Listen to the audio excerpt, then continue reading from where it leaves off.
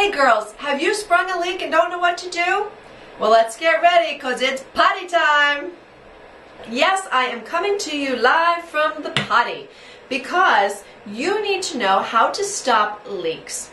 And ladies, if this is your idea of leak protection, then we need to chat. Hey, at some point in our lives, we might need these and there's nothing to be embarrassed about there. But if you don't know how to stop a plumbing leak in your house, well, you should be embarrassed as you shell out hundreds of dollars for the cleanup and damages that happen in your home.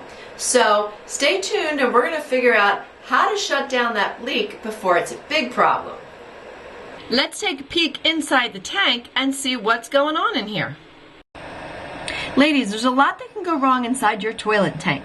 It's important to understand that there's a fill valve kit that allows the water to fill the tank from the water supply line, and there's a flush valve kit that allows the water to exit the toilet tank and flush into the bowl.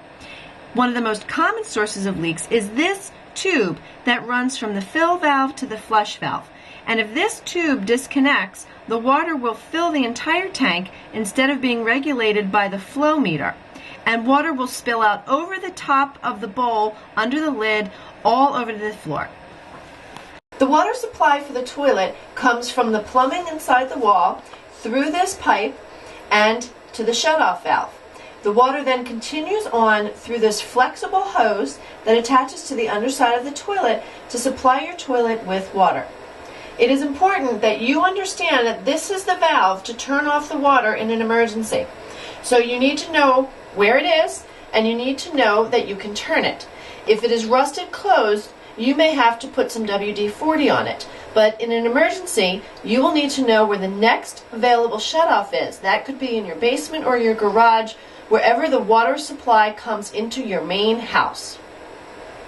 When you first find that flood is spilling all over your bathroom floor, don't panic. Shut off that valve, and then you'd have to play a little bit of detective because you need to try to figure out where the leak is actually coming from. Now, there are many sources of leaks inside a toilet. There's a lot of working parts. So what you need to do is try to determine, is it coming from the tank, the fill valve and flush valve kits inside there, or is it the connection where the tank sits on the bowl?